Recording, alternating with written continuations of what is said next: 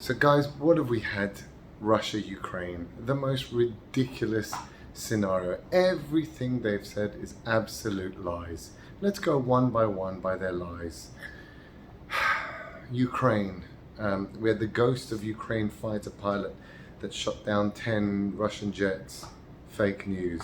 You had the Ukrainian fighter hugging and kissing his kids before he goes to fight in the Ukrainian front lines.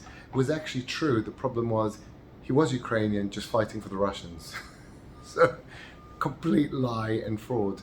Then you had the Ukrainian tank shockingly crushing a passenger car. I mean, a Russian tank shockingly crushing a passenger car, except it was Ukrainian. What else we had? Oh, the best. Baba Yar, where the Russians used a missile and blew up a Holocaust memorial site. How sick can you get? The only problem was it landed 1 kilometer away from the site, didn't touch it at all, was nowhere near it. Yet we had Zelensky giving a whole press conference in English about what the disgrace and the memories of the Holocaust. We had, I think, 2 Daily Telegraph articles in the UK about the disgrace of Baba Yar and how could Putin do that. Then we had the nuclear reactor fire, which was actually a Ukrainian error over there. It was not a Russian missile or anything, and didn't cause anything anyway, any damage or anything. So basically, tons and tons. Everything you read is fake, and you cannot believe a single of these heart-tugging stories regarding this Russian-Ukraine war. So let's go into the real depth, what's really going on here.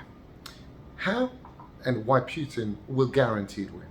Putin is in for the long game. He doesn't care about the short-termist West and their short term. He's ready to slowly go into the city, slowly surround, cut off the water, siege mentality. Already 1.5 million out of 13 million Ukrainians have left. Slowly, don't need to be. He's under no stress, doesn't want civilian casualties. He wants to minimize them, that is for sure. If you've seen the videos, they shoot in the sky, they back off.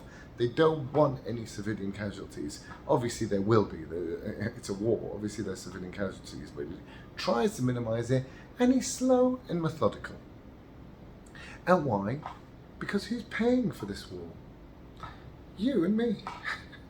Through the higher gas prices and higher food prices brought upon by the war and sanctions.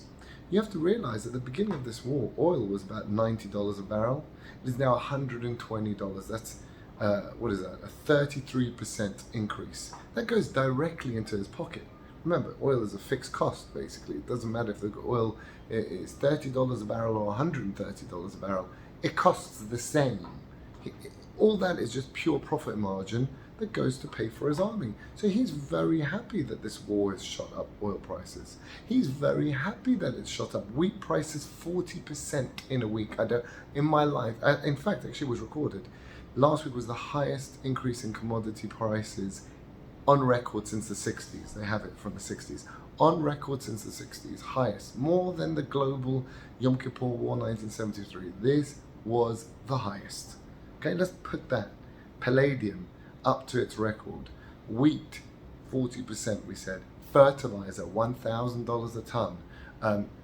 Who's paying for this? It's the Western consumer. So it's very nice that the rich elite of the West with their flags and let's ban this and let's ban Russian players and let's ban them here. And their woke rubbish, just absolute garbage that does nothing. But who pays for this? It's the Western consumer. Paying more for everything, more for their food, more for their fuel. And remember, Putin also changed all his dollar reserves into gold, which means, and that's also gone up. So his balance sheet is up because he's valued more and it's increasing because it's all in gold. And his income statement is up because he's earning more, 33% to 40% more for the same product that he was selling before. So it's a win-win situation, the sanctions. I mean, he's like, keep it going. Keep the sanctions going. You want to totally sanction me? He'll just sell it to China. Who hasn't sanctioned him. It's the most ridiculous stupidity. And remember, he's currently still selling $1 billion a day.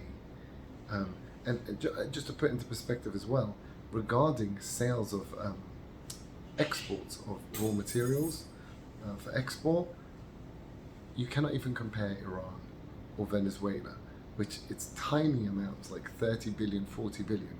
That's how much they were exporting. Russia is 400 billion. It is in a different league of trying to sanction.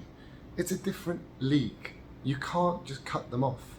You will totally destabilize the entire world economy. It's not something you can just cut off, okay? And so that's why we are playing straight into Putin's hand, a master chess player who has plenty of time, who doesn't care about you changing your names from Chicken Kiev, doesn't care about you changing your Facebook profile to Ukraine. It's irrelevant rubbish to this guy. He's a long game chess player who's currently reaping the rewards, and we're paying for this. We're paying for his military intervention. Crazy.